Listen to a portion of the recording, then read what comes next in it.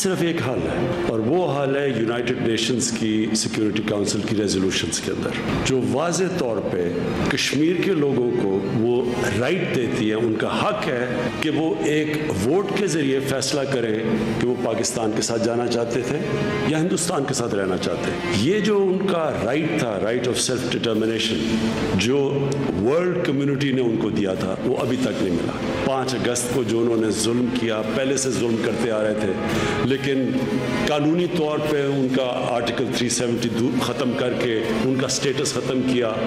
اب ان کی پوری کوشش ہے کہ وہاں باہر سے لوگ لا کے سیٹل کریں تاکہ کشمیری اپنے علاقے کے اندر اقلیت بن جائیں، مائنورٹی بن جائیں۔ اس سے کبھی یہ مسئلہ حل نہیں ہوگا، اور ہم پاکستانیوں کو ہمارے جو شروع سے ہے کہ کشمیر پاکستان کا حصہ بننا چاہیے، انشاءاللہ یہ جو میپ ہے یہ ایک پہلا قدم ہے، اور ہم پوری پولیٹیکل جدوجہد کریں گے، اور انشاءاللہ یہ ہماری جدوجہد رہے گی، ہمیشہ کے لیے رہے گی، اور مجھے اللہ پہ یقین ہے کہ انشاءاللہ ہم اس منزل پہ ایک دن پہنچ جائیں گے۔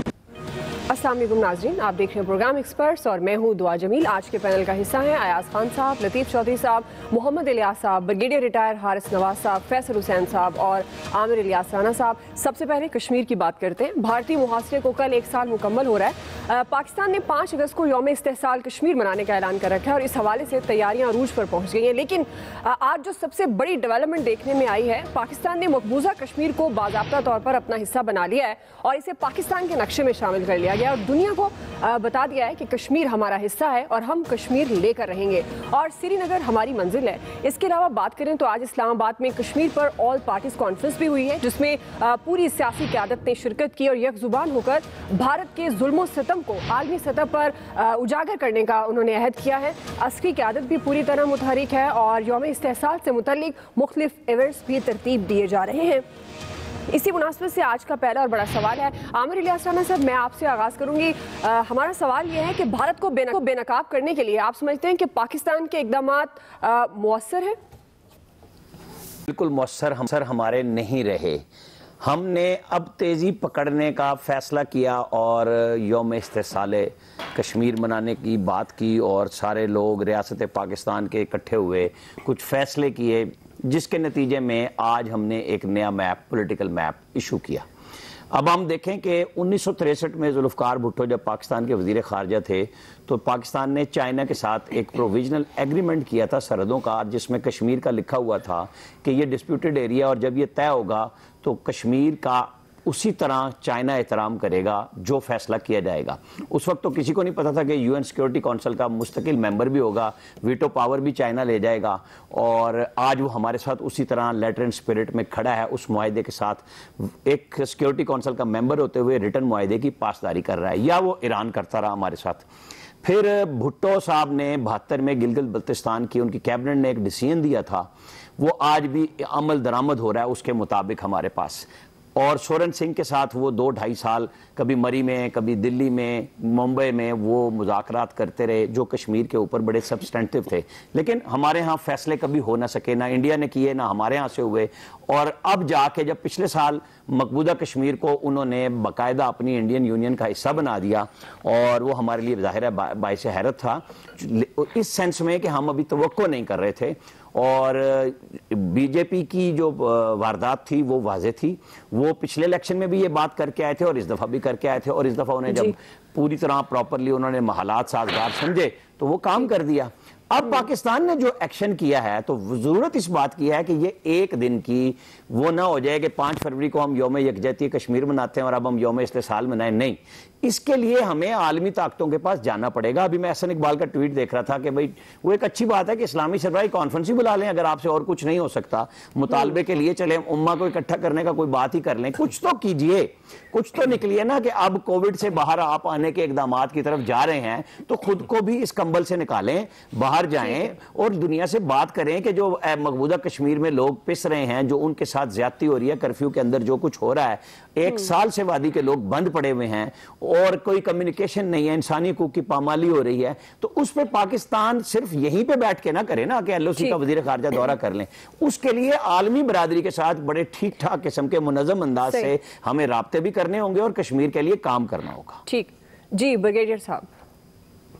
دعا پاکستان کے لیے یہ بہت اچھی بات ہے کہ آج اپنے ایک نیا میپ نکالا اور مقبوضہ کشمیر کو پاکستان کا حصہ بھی دکھا دیا. بہت بڑی اچیومنٹ ہے اور یہ بہت پہلے کرنا چاہیے تھا. بالکل ٹھیک ہے. لیکن 5 اگست کو 1 سال ہو رہا ہے کل, اور بالکل ہم نے آئی واز تھنکنگ کہ کوئی ایسا اسٹیپ پاکستان لے گا جو انڈیا کو سرپرائز کرے گا. اور وہ اسٹیپ یہ ہو سکتا تھا کہ جس طرح انہوں نے پہلے جب اس کو ریووک کیا 370 کو, انڈیا نے انالیسس کیا ہوگا کہ پاکستان اس کے اوپر کیسے ریئیکٹ کرے گا. پاکستان ریئیکٹ کرے گا, یونائٹڈ نیشن جائے گا, بالکل چلا گیا. اسلامی ممالک میں جائیں گے, وہ جائیں گے, وہ بھی جا کے کر لیا. ہیومن رائٹس میں بات کریں گے. What next? 1 سال میں انہوں نے قبضہ بھی کر لیا. انہوں نے اس کے بعد کشمیر پہ, آزاد کشمیر, گلگستان پہ بھی وہ کلیم کر رہے ہیں. ہر چیز آگے اسی انہوں نے ختم کیا. اس کے بعد NRC بھی کر دیا. اب کل کی تاریخ میں یہ دیکھیں کہ وہ بابری مسجد کے جگہ پر رام مندر کا وہ ایک سنگ بنیاد بھی کریں. 5 اگست کو انہوں نے سلیکٹ کیا. تو ہمیں اس کے لیے کوئی ایکسٹرا اسٹیپ لینے کی ضرورت ہے. کیا ہم نے وہی جو ہم بات کرتے ہیں کہ انڈیا کے لیے ہم نے کچھ ان کا کتنا اندازہ کیا کیا ہم نے اپنا پوسٹر پہ چینج کیا, کیا ہم نے ان کی کمرشل سائٹ بند کر دی, کیا ہم نے ان کو وارننگ کر دی کہ جو ایسے بلوچستان میں کرتے ہیں ہم ان کی سپورٹ کریں گے. برہان وانی ہزاروں کی تعداد میں پیدا ہو گئے ہیں, ان کی ہم جو فریڈم اسٹرگل کو کتنا ہم سپورٹ کریں گے. ادروائز یہ اسٹرگل کب تک چلے گی, کتنے برہان وانی شہید ہوں گے. تو یہ چیزیں ہمیں اب دکھانے کی ہیں. کل کے دن ہم عہد کریں کہ ہم کشمیر سے کھڑیں گے اور پریکٹیکل مینیفیسٹو بتائیں کہ ہم نے کیا کرنا ہے, دنیا کو کیا بتانا ہے, یونائٹڈ نیشن کو کیا بتانا ہے, اور اپنے ریجن میں چائنا, رشیا, ایران کے کیسے انہیں کوآپریٹ کرنا ہے, یہ کرنے. بالکل صحیح. جی ایاز صاحب. میں دعا اس کو فرسٹ اسٹیپ قرار دوں گا کشمیر کے حوالے سے. 1 سال بعد ہمیں خیال آ گیا کہ ہم نے یہ کام کر لیا. ظاہر پاکستانی اور کشمیریوں کی امنگوں کا ترجمان یہی ہو سکتا ہے کہ کشمیر پاکستان کا حصہ بن جائے, کیونکہ جس طرح سے وہاں جو ظلم و ستم ہو رہے ہیں اور پھر دنیا کے سامنے اس طرح سے آتے بھی نہیں ہیں.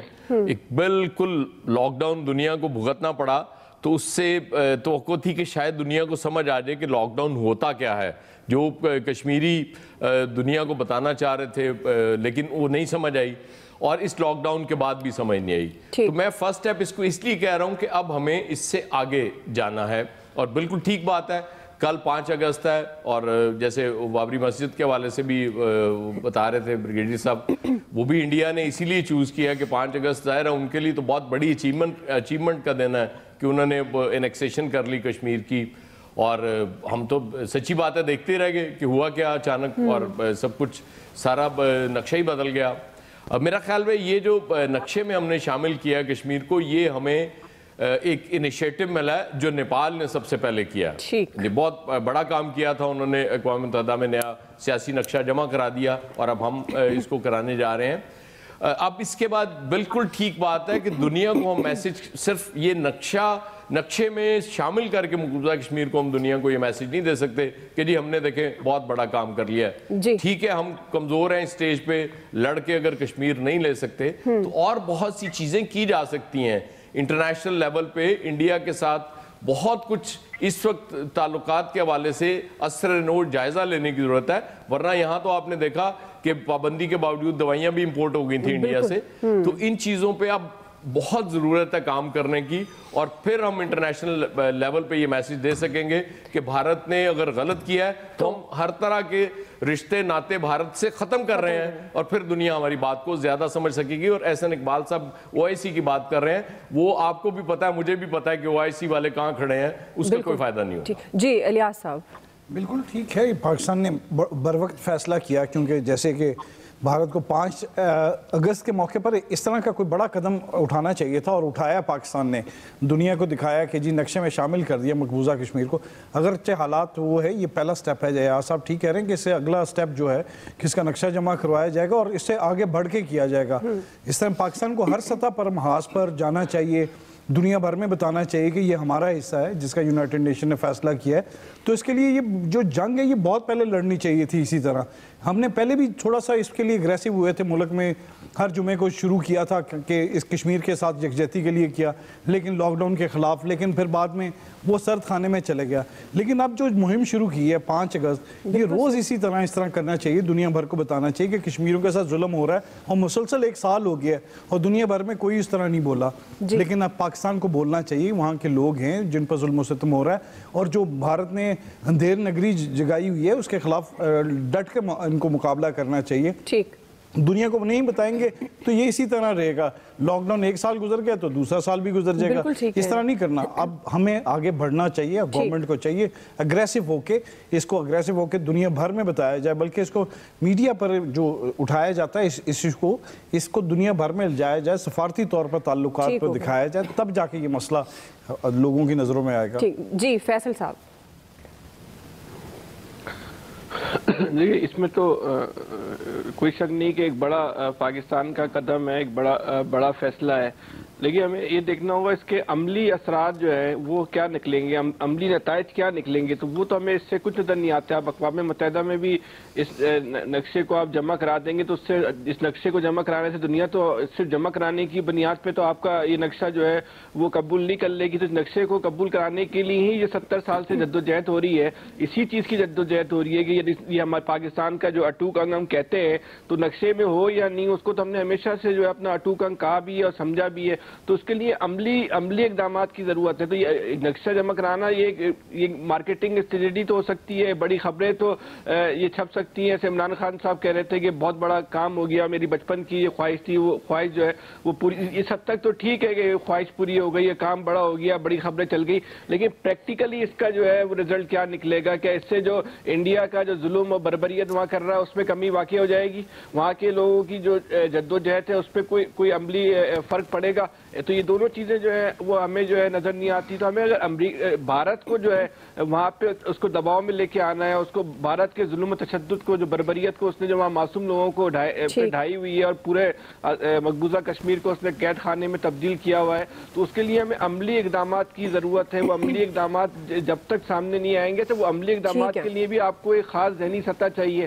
تو اب جو صورتحال سامنے آ رہی ہے کہ ہماری سوچ بھی وہاں تک نہیں جا پا رہی کہ وہ کون سے عملی اقدامات ہو سکتے ہیں. تو یہ ہیکی پھیکی کرنے سے, آئیں بائیں شائیں کے فیصلوں سے جو ہے وہ کوئی عملی نتائج بھی نہیں نکلیں گے. تو ہمیں پہلے تو اپنی ذہنی سطح کو وہاں پہ لے کے جانا پڑے گا, جب کوئی ہمیں پتہ ہو کہ ہم کیا اقدامات کر سکتے ہیں. اسلامی برادری میں کون ہمارے ساتھ کھڑا ہوا ہے, OIC کا اجلاس بلانے کا نہ بلانے کا وہ فائدہ کیا ہے, OIC کی اس دنیا میں اس خطے میں حیثیت کیا, OIC کے فیصلوں کو جو ہے وہ تسلیم کون کرے گا. ہمیں کشمیریوں کو تیار کرنا پلیٹ گا جدوجہد کے لیے, کشمیریوں کو ہی اپنی جدوجہد سے جو ہے وہ آزادی جو ہے مل سکتی ہے. اس میں پاکستان کو چاہیے کہ وہ ان کو پلیٹ فارم فراہم کرے اور ہر طرح کا پلیٹ فارم فراہم کرے. اگر وہاں گوریلا جنگ کی نوبت آ رہی ہے تو اب وقت آ گیا ہے کہ ہمیں جو ہے وہ سامنے رہ کے اپنے سے خوش ہے کہ ہر طرح کے اقدامات کرنے چاہیے. ٹھیک ہو گیا. جی لطیف چودھری صاحب. میرا اس میں یہ خیال ہے کہ آج جو ہمارے وزیر اعظم صاحب تھے, انہوں نے ریاست مدینہ کے قیام کا جس طرح ایک خطبہ عنایت فرمایا تھا, اسی طرح آج بھی ایک ہمیں نقشے کے ذریعے کشمیر پہ, انڈیا کا جو کشمیر ہے اس پہ ہم نے قبضہ کر لیا ہے. اور اس کے لیے عمران خان صاحب اور ان کے جتنے وزراء ہیں, خصوصاً شاہ محمود قریشی صاحب, کیونکہ انہوں نے بہت زور لگایا کہ ان میں تقریریں دیکھے, جب وہ ان کا چہرہ دیکھے کتنا ان کو غصہ اور جذبات میں ہوتے ہیں جب وہ انڈیا کی بات کرتے ہیں. تو ہاں نہیں, میں ان کا بڑا پرستار ہوں, کیونکہ چلو کچھ نہیں کر سکتی تو بولتے لیندی ہے نا بیچاری, وہ یہ بات اس کے بارے میں ہے. مسئلہ یہ ہے کہ ابھی خان صاحب نے بھی, آپ نے بھی یہ فرمایا کہ ہم کمزور ہیں, تو کیا ہے, تو جب اڑنے سے پہلے ہی آپ کا رنگ پیلا پڑ گیا ہے تو آپ نے کون سا کشمیر لینا ہے جی, یہ بھی ذرا ہمیں سمجھا دیں. آپ کیسے لیں گے؟ آپ کا تو ابھی ویسے ہی پیلیا اگر اپنے آپ کو کروا کے بیٹھے ہوئے ہیں تو پھر آپ پنگا کیوں لیتے ہیں کسی سے جو آپ سے طاقتور ہے؟ یہ اس کی میری سمجھ میں کوئی فلسفی نہیں آئی. بہرحال بات یہ ہے کہ ہندوستان نے, انڈیا نے وہاں پہ باقاعدہ ایک فزیکل چینج کی ہے جو نظر آتی ہے, وہ باقاعدہ ایک قبضہ ہے. اور ابھی ہم سب کو ये भी पता चल जाएगा कि वो 5 लाख गैर कश्मीरियों को वहाँ का डोमिसाइल दे रहे हैं। ठीक है, और उसमें जो महाजरीन थे इन पाकिस्तान से वहाँ गए हुए, जो अभी तक वहाँ के वो नेशनल नहीं थे, अब उन शरणार्थियों का स्टेटस तब्दील हो जाएगा, वो मुस्तकिल शहरी वहाँ पे हो जाएंगे। और वो एक बड़े तसलसल के साथ इंडिया एक पूरी हिकमत अमली के साथ वहाँ की डेमोग्राफी को तब्दील कर रहा है। और उन्होंने बाकायदा अब पूरा डिसीजन ले लिया है इजराइल स्ट्रेटजी को फॉलो करने का, और वो उस पर कर रहे हैं। और दूसरी तरफ एक अपनी तरफ हम देखते हैं कि हमारा जो स्ट्रेटजी है, जो हमारे पॉलिसी साज हैं, जो हसास मामलात को गहरी नज़र से देखते हैं, तो हमें वो कदम उस तरह नज़र नहीं आ रहा। चीन और इंडिया के साथ जो उनकी चपकलश है, वो अपना इंडिया ने वहाँ कभी उस एयर बेस नहीं मिलाया, तो उनके 3 एयर बेस वहाँ पे बने हुए थे, जब चाइना ने 5 बना लिए। बिल्कुल सही। ठीक है, जब रोड नेटवर्क चाइना ने कंप्लीट कर लिया, तो इंडिया ने भी अपने वहाँ पे भी अब वो 5 बना रहा है। 3 उनके बन चुके हैं और 2 और उनके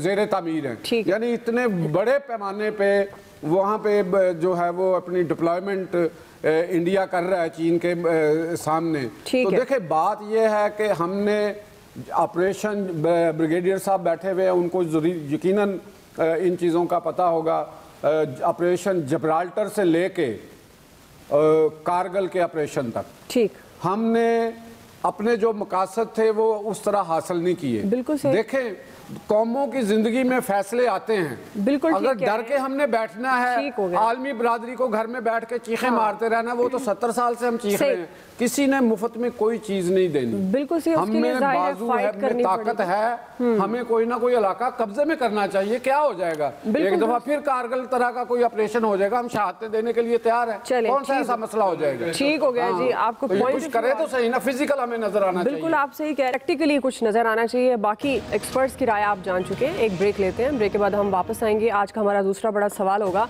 विफाक और सिंध के दरमियान लड़ाई सियासत है या जाती मफाद, ये जानेंगे हम ब्रेक के बाद।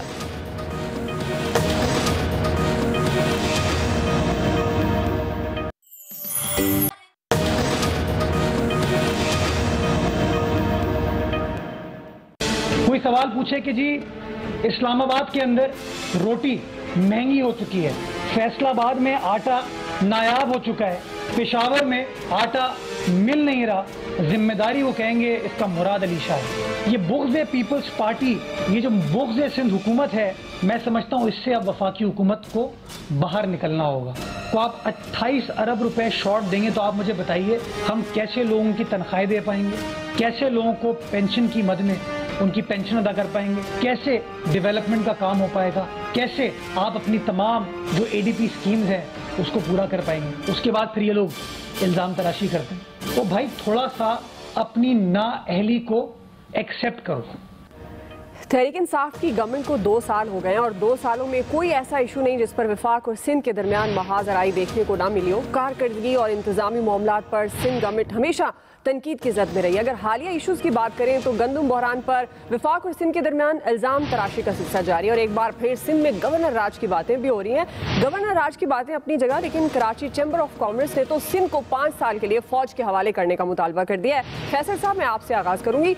सवाल ये है, वफाक और सिंध के दरमियान ये जो लड़ाई चल रही है, आप समझते हैं ये सियासत है या ज़ाती मफाद?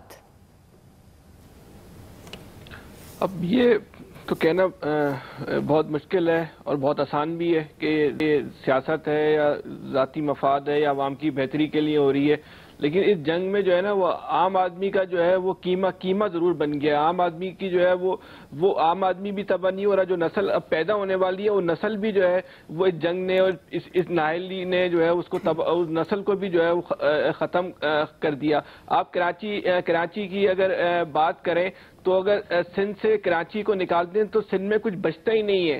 सिंध जो है वो कराची से शुरू होता है और कराची पर ही जो है वो ख़त्म हो जाता है। तो सिंध में जो मजमूई तौर पे जो रेवेन्यू जनरेशन होती है उसका 94% और 96% जो है वो कराची जो है वो जनरेट करके जो है वो सिंध को देता है। उसके बदले में शहर को क्या मिलता है? अच्छा, फेडरल गवर्नमेंट का जो है 64% जो है वो रेवेन्यू जनरेट करके जो देता है, उसके बदले में फेडरल गवर्नमेंट कराची को क्या देती है? कुछ नहीं देती। देखिए गवर्नर राज की बातें भी हो रही हैं, फौज के हवाले करने की बातें हो रही हैं, वफाक के हवाले करने की बातें हो रही हैं, लेकिन कोई संजीदा कोशिश और काविश जो है वो हमें नजर नहीं आ रही। आप जब तक कोई संजीदा कोशिश नहीं करेंगे, इसकी सबसे संजीदा कोशिश ये है कि कराची के मसाइल को जो है वो कौमी सलामती के मसाइल से जब तक नहीं जोड़ा जाएगा, जब तक कराची के जो आम आदमी के मसले को ये नहीं समझा जाएगा ये कौमी सलामती का इशू है, जब तक आप इस मसाइल को हल नहीं कर सकते। और क्योंकि जिन लोगों के हाथ में हल है उनको जब तक बैठना पड़ेगा, इसमें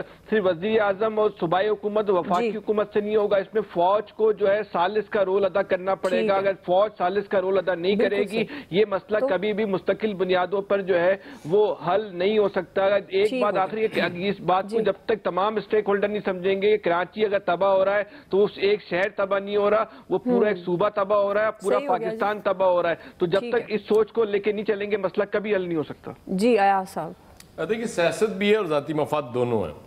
वफाकी हुकूमत को मौका नहीं मिल रहा था कि किस तरह से इंटरवीन किया जाए, क्योंकि बहुत ये तनकीद इस हवाले से भी हो रही थी कि सबसे ज़्यादा MNAs और सबसे ज़्यादा MPs PTA के हैं कराची से, और कराची के लिए PTA कर कुछ नहीं रही। सिंध गवर्नमेंट पे तो जैसे आपने मुर्तज़ा भाब का सुन लिया कि जी 28 अरब कम दिए, ठीक है, कारकर्दगी ख़राब हो गई। गालिबन नवाज शरीफ के दौर में भी कम ही मिलते रहे हैं, उससे पहले अपने दौर में भी इनको कम ही मिलते थे, इसलिए बड़ा जुल्म हुआ। वो बेचारे कुछ कर नहीं सके, अगर पूरे पैसे मिल जाते आज शायद दूध और शहद की नहरें वहाँ बह चुकी होती। अब इशू सिर्फ ये है कि इमरान खान को जैसे ही मौका मिला बारिशों, और आप मीडिया ने पूरा काम उनका पूरा कर दिया, उसके बाद फौज को भिजवा दिया। अब नेक्स्ट बारिशें हुई और इस तरह से पानी खड़ा ना हुआ तो इमरान खान की बल्ले बल्ले हो जाएगी। जी लतीफ़ चौधरी साहब। दुआ, मुझे तो कराची और सिंध के हवाले से एक ऐसी एक कहानी लगती है कि हमारे देहातों में ये कहानी बहुत सुनाई जाती है कि कोई चोरों का गिरोह था, वो किसी घर से माल चोरी करके तो निकला, अच्छा खासा माल था, तो वो रास्ते में जा रहा था, तो उसी घर में चोरी करने के लिए एक और गैंग आ रहा था। जब उसने देखा कि भी ये तो वहाँ से चोरी करके ले आए हैं, तो वो आगे उनके सामने खड़े हो गए। उन्होंने कहा जी साड़ा माल कड्डो। उन्होंने कहा जी असी उतों अपनी जान ते खेल के लुट के लैके आए हैं, तो तुसी हुण आ रहे हो। उन्होंने कहा जी असी भी उत्थे ही जा रहे सी, तो साडा भी टारगेट वही सी, तुसी पहले ले आए हो, तो माल अदा करो। तो उस माल अदा करने में उनके दरमियान एक बड़ी घमसान की लड़ाई हो गई। तो ये लड़ाई चोरों के दरमियान थी, यही अब सिंध में हो रही है। दोनों तरफ मुफादात में एक दूसरे से वो लड़ रहे हैं पैसे कमाने के लिए। चैम्बर ऑफ कॉमर्स का आप देख ले, जब वो भी एक तजारती तंजीमें पॉलिटिकल मामलात में अमल दखल हो जाएं, वो करते हैं मैनूवरिंग, बड़े बड़े सरमायाकार सनतकार करते हैं, लेकिन वो बैक डोर रह के करते हैं। अब उन्होंने बाकायदा एक फरीक बन गए कि जी आर्मी आए यहाँ पे, तो अब मैं तो आर्मी के आने की कतन हमायत नहीं करूंगा, क्योंकि पाक आर्मी को यहाँ पे ऐसे ग्रोह हैं, जिस दिन वो आएगी तो वही लोग उसके खिलाफ बातें करना शुरू कर देगी। ये पाकिस्तान की एक बदकिस्मती है हमारे लोगों की। खैबर पख्तूनख्वा में चले जाएं, जो कोई मामला होगा फौज वहां जाके अब कोई अमन बनाएगी, फिर वो उसी फौज के खिलाफ बातें करेंगे, ठीक है, और वहां बैठ के अफगानिस्तान के लिए काम करेंगे। बिल्कुल। और ये पाकिस्तान का खाते हैं, पाकिस्तान में मुलाजमतें लेते हैं और उसी के खिलाफ बातें करते हैं। तो कराची में भी अगर जाएंगे तो वहां फिर कोई पश्तून बन के कहेगा जी हमारे मारे गए, कोई उर्दू स्पीकिंग बन के कहेगा जी हमारा हक खा गए, कोई पंजाबी बन के कहेगा वो खा गए। तो ये काम फौज वहां ना जाए, इनको पहले एक दूसरे से लड़ लेने दो, ताकि इनको पता चले कि इनके जराइम कितने संगीन है। ये एथनिक ग्रुप जितने भी कराची में है, ये सब उन्हीं का किया धरा है। जी ब्रिगेडियर साहब, बात यह है कि इस वक्त अगर आप देखें तो federal government win win situation में है। पीपल्स पार्टी ने पॉलिटिकल मार खाई है कि किसी हालत में उनको ये नालों की सफाई, ये सब चीजें खुद करनी चाहिए थी, टाइम पे करनी चाहिए थी और पॉलिटिकल गेन्स करनी चाहिए। आर्मी को लाके अगर आप आर्मी क्लियर कर लेती, सारा क्रेडिट जो है वो फेडरल गवर्नमेंट लेके जाएगी, और ये इस तरह से मुश्किल है। बट ओवरऑल अगर हम देखें तो यहाँ पर बिल्कुल पॉलिटिकल रास्ता ये है, स्ट्रिंग पुलिंग है एक दूसरे की, लेकिन कराची के अवाम सफर कर रहे हैं। यहाँ पर पॉजिटिव थिंकिंग होनी चाहिए कि तीनों पार्टियां, MQM, पीपल्स पार्टी और फेडरल गवर्नमेंट मिलकर कराची के अवाम के लिए कॉन्क्रीट मैयत करें, ताकि शॉर्ट टर्म और लॉन्ग टर्म, अभी शॉर्ट टर्म तो हो रहा है, इसके लॉन्ग टर्म अगले साल से पहले कर लें, ताकि आइंदा के लिए ऐसी प्रॉब्लम कराची के लिए नहीं होनी चाहिए। ठीक जी, आमिर साहब। بات سمپل سی ہے جی کہ یہ 28 ارب روپے کی جو کمی ہے، ایاز صاحب نے اس کا نقشہ 12 سال کا پیش کر دیا. بھاڑ میں گئی یہ ساری پریس کانفرنسیں جو بلاول بھٹو روزانہ گلے پھاڑ کے کرتے ہیں. وہ بیٹھے سندھ میں جا کے سارا زور لگائیں کراچی کو ٹھیک کریں. سب کو پتا ہے کہ کراچی سے انہیں ووٹ ملے نہ ملے، حکومت سندھ کی ان کی اندرون سندھ سے آ جاتی ہے. پہلے ایم کیو ایم لے جاتی تھی، اس دفعہ تحریک انصاف لے گئی. کچھ حصہ پیپلز پارٹی کو بھی ملا کراچی شہر سے، ایسا نہیں ہے. لیکن ایشو یہ ہے کہ کچھ تو غیرت کھانی چاہیے پیپلز پارٹی کے لوگوں کو کہ بھائی آپ 12ویں سال سے 13ویں سال میں منتقل ہو گئے مستقل اقتدار کے. آپ نے اندرون سندھ کو تو پورا تباہ کیا، کراچی کو بھی ڈیزائن کے مطابق تباہ کر رہے ہیں. آپ چھوڑ دیں عمران خان کو، آپ چھوڑ دیں ایف ڈبلیو کو کہ آرمی کو بلایا گیا. بھائی آپ ووٹ لیتے ہیں کس چکر میں؟ ایشو یہی ہے کہ کراچی جب تک ایک اتھارٹی کے طور پہ نہیں آئے گا، اس کے اندر تمام وسائل جو میں نے کل بھی بات کی تھی اور اخراجات سارے اکٹھے ہو کے نہیں ہوں گے اور اس کی میپنگ پراپر نہیں ہوگی. وہ صرف نالے کا نقشے کی بات نہیں ہے کہ جی صفائیاں کر لی، وہاں پہ لا اینڈ آرڈر بھی عارضی طور پہ ٹھیک ہوا ہے جو 5-7 سال لگا کے کیا گیا ہے. یہ پھر دوبارہ پنپ جائیں گے. جو بات ہو رہی تھی کہ جی فوج کو لائیں گے تو پھر یہی لوگ جو آج بلانے کی باتیں کرتے ہیں دوسروں کو چندہ زبردستی دیں گے اور ادھر ہاتھ باندھ رہے ہوں گے کہ جی ہم سے تو وہ چندہ لے جاتا ہے الطاف حسین جیسے پہلے لے جاتے تھے، اور آرمی والوں کو کہتے تھے جی ہم مجبور ہیں دینے کے لیے. جن صاحب نے آج بیان دیا نا، ان کے پرانے ریکارڈ بھی نکال لیں کہ کیا کرتے رہے ہیں یہ اور ان کے ساتھی. ایشو یہ ہے کہ کراچی کو پاکستان لینا چاہیے اور اس میں تمام سیاسی جماعتوں کے ساتھ سٹیک ہولڈرز کو بٹھا کے فیصلہ کرنا چاہیے. یہ جتنا ڈیلے کر رہے ہیں ہم اتنا ہی پاکستان کو نقصان ہو رہا ہے. جی الیاس صاحب. بالکل جی، یہ آپس میں جو سیاسی رسا گری ہے یہ اس کو چھوڑنا چاہیے اور لوگوں کو پہلے دیکھنا چاہیے. یہ آج کا مسئلہ نہیں ہے، یہ پہلے بھی مسئلہ تھا. بارش ہوتی تھی پانی کھڑا ہو جاتا تھا. اس مسئلے کو حل کرنا چاہیے تھا، سالو کرنا چاہیے تھا. یہ سب کو پتا تھا. اس بارے میں کراچی کے لیے بڑے پیکیج کا بھی اعلان کیا گیا، نواز شریف دور میں بھی کیا گیا، لیکن یہ کچھ نہیں ہوا. پیپلز پارٹی تھی، اگر گورنمنٹ تھی کر رہی تھی کام، پیپلز پارٹی کو تمام ایشو کا پتا تھا. اس کو ہائی لائٹ کرنا چاہیے تھا کہ اگر یہاں بارشیں ہو جاتی ہیں مونسون میں تو پہلے اس کو ٹھیک کرنا چاہیے تھا. یہ سب کی غلطی ہیں. اس غلطی کو اب سدھارنے کے لیے اگر آرمی کو بلا لیا ہے تاکہ لوگوں کو ریلیف دینے کے لیے تو اس میں کون سی بری بات ہے؟ تو کام تو ہونا چاہیے، لوگوں کو ریلیف ملنا چاہیے. لوگ شکر کر رہے ہیں، جن کے گھروں میں پانی گیا ان سے پوچھیں. ان سیاستدانوں کو تو کچھ نہیں ہوا، لیکن جن لوگوں کے گھروں میں پانی گیا، جن کے نقصان ہوئے ہیں، بلڈنگیں گری ہیں، جن کا کاروبار تباہ ہو گیا ان سے پوچھیں. ان لوگوں وہ تو لوگ ان کو برا بھلا کہتے ہیں. اب 12 سال سے حکومت مسلسل ہو تو لوگوں کے ایشوز کا نہیں پتا کس کے لیے بجٹ رکھنا ہے. آج نہیں بجٹ میں ملا، تمام صوبوں کو کم ملا. جب ریونیو کم ملا NFC وارڈ کے تحت سب کو پیسے کم ملے. یہ صرف سندھ کو نہیں اکیلے کو ملے، تو اس کے تحت مینیج کرنا چاہیے. چادر کے دیکھ کے پاؤں پھیلانے چاہیے اور اپنے مسائل حل کرنے چاہیے. بالکل جی، کراچی مسائل کا گڑبڑ ہے. کسی بھی طریقے سے کراچی کے بہرحال مسائل حل ہونے چاہیے. بریک لیتے ہیں، بریک کے بعد واپس آئیں گے. تیسرا بڑا سوال ہوگا بند شعبے کھولنے سے متعلق پنجاب حکومت کی سفارشات کتنی قابل عمل ہے. رائے لیتے ہیں بریک کے بعد.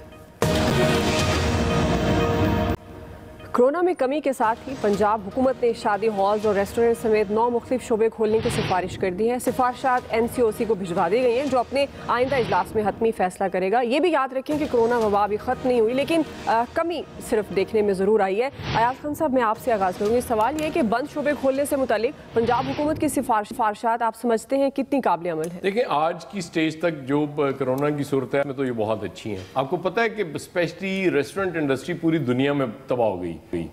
UK میں وہ یہ کر رہے ہیں کہ انہوں نے کہا ہے کہ اس کے ریسٹورنٹ کے مالک کو کہ آپ 25% کلائنٹ سے لے لیں، کسٹمر ہے 25% گورنمنٹ سے لے لیں تاکہ کسی طریقے سے ریسٹورنٹ دوبارہ اپنے پاؤں پہ کھڑے ہو سکیں.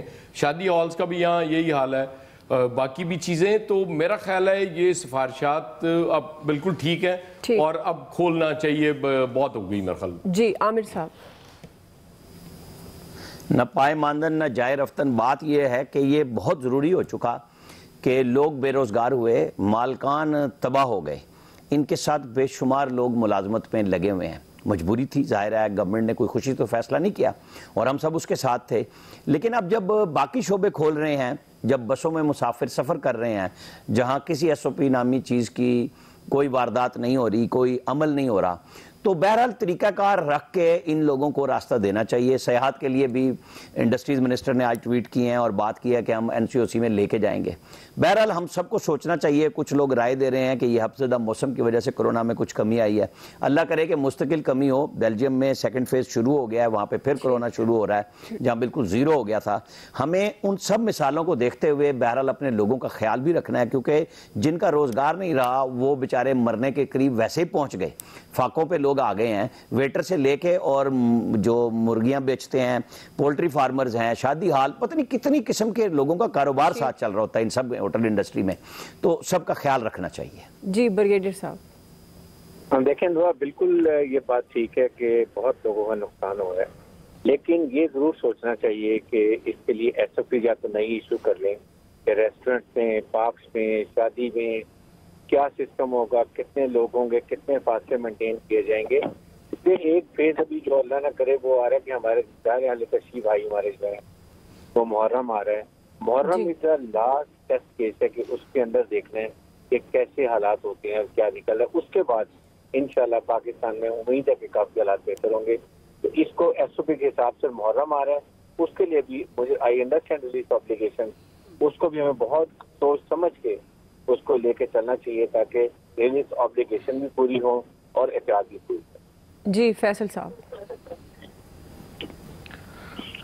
دیکھیے یہ ٹیسٹ کیس کی بات کر رہے ہیں, یہ اس وقت جو عید الاضحیٰ تھی یہ بھی ایک بہت بڑا ٹیسٹ کیس تھا. مجھے پورے پاکستان کا تو اندازہ نہیں, میں کراچی کا آپ کو بتاؤں کہ کراچی میں جس طرح ایسا محسوس ہی نہیں ہوتا تھا کہ کرونا نام کی کوئی چیز جو ہے وہ اس دنیا میں موجود ہے, اور کوئی احتیاط بے احتیاطی جو ہے کوئی ایسا نہیں کہ ناخواندہ افراد اور کم پڑھے لکھے لوگ افراد کر رہے ہیں. تعلیم یافتہ افراد بھی جو ہیں وہ اپنے بچوں کے ساتھ جو ہے پوری رات جو ہے وہ منڈی میں جو ہے وہ موجود ہوتے تھے, اور کوئی کسی قسم کا ایک اپنی فیملی کے ساتھ, اپنے گھر والوں کے ساتھ ہی جو ہے وہ ایک بے رحمی کا اور صفاقانہ جو ہے وہ سلوک کر رہے تھے. ابھی ایک پہلو یہ بھی ہے, دوسرا پہلو ایک ٹیسٹ کیس بھی ہے کہ اس کے جو اثرات اگر آنے ہوں گے تو 2-4-5 دن میں اس کے اثرات آ جائیں گے. لیکن اب دنیا آہستہ آہستہ کھلنا شروع ہو گئی ہے, ہمیں کھولنا چاہیے. لیکن یہ کہنا ہے کہ ایس او پی کے ساتھ کھولیں گے, یہ قوم نے تو طے کر لیا, ہم نے ایس او پی عمل کرنا ہی نہیں ہے, چاہے وہ پڑھا لکھا آدمی ہے, جاہل آدمی, کوئی ایس او پی کو ماننے کو تیار نہیں ہے. جی الیاس صاحب. جی بالکل, ایس او پیز کے مطابق ابھی تو ریسٹورنٹ یہ جو انڈسٹری ہے, دوسری سکولز ہیں, ان کو کھولنا چاہیے کیونکہ بہت ہو گیا, کیونکہ تمام انڈسٹری کی اب بس ہو گئی ہے. تو اب یہ صورتحال پر گورنمنٹ کو اس پر بارے میں ایس او پیز بنا کے, کیونکہ ریزلٹس تو بہت ہی آ رہے ہیں کہ جی کم آ رہے ہیں کرونا کے کیس پنجاب میں خاص طور پر, تو اس صورتحال کو کنٹرول بھی کرنا ہے, کیونکہ اگر کنٹرول نہ کیا جیسے آگے حالات ہیں تو اگر یہ دوبارہ ایک دفعہ بڑھ گیا تو پھر کنٹرول کرنا پھر مشکل ہوگا, کہ دوبارہ سے محنت کرنی پڑے گی. اس لیے گورنمنٹ کو اب دیکھ بھال کر کے اس پہ جائزہ لیتے ہوئے کرنا ہوگا. اب 9 انڈسٹریاں کھولنے کے لیے کہا گیا, پنجاب گورنمنٹ نے سفارش کی ہے, اب دیکھیں کل کیا فیصلہ ہوتا ہے اس پر. جی لطیف چودھری صاحب. دعا ٹائم ہے تھوڑا سا. جی بالکل, آپ اپنا پوائنٹ آف ویو. میں تو یہ کہنا چاہتا ہوں کہ یہ جو ایس او پی کا لفظ ہم سب استعمال کر رہے ہیں نا, تو عام بندے سے پوچھیں نا تو وہ سمجھتا ہے شاید یہ کوئی ٹوپی کا نام ہے کسی کا. تو ان لوگوں کو کیا پتہ ہے ایس او پی کیا ہے, اور یہ ماسک لگا کے اور اے سی کمروں میں بیٹھ کے یہ وزراء صاحبان عوام کے فیصلے کر رہے ہیں, اپنا ان سے ہوتا نہیں فیصلہ. میں تو پہلے دن سے کہہ رہا ہوں کہ کاروبار بند کرنا ہی نہیں چاہیے. لاک ڈاؤن کا مطلب کاروبار بند کرنا ہونا ہی نہیں چاہیے. بالکل صحیح. لوگوں کو جو ویلے قسم کے لوگ نہیں آوارہ, ان کو گھروں میں بند رکھنا ضرورت ہوتی ہے. جو کام کاج کر رہے ہیں ان کو کرنے دے کام, آپ سب کچھ کھولیں. ابھی بھی انہوں نے فیصلہ کرنا, پورا ملک کا بیڑا غرق کر لیا. ٹھیک ہے جی. پنجاب کی سفارشات کتنی قابل عمل, رائے آپ جان چکے ہیں. آج کے ایکسپرٹ سے اتنا ہی, خیال رکھیے. اللہ حافظ.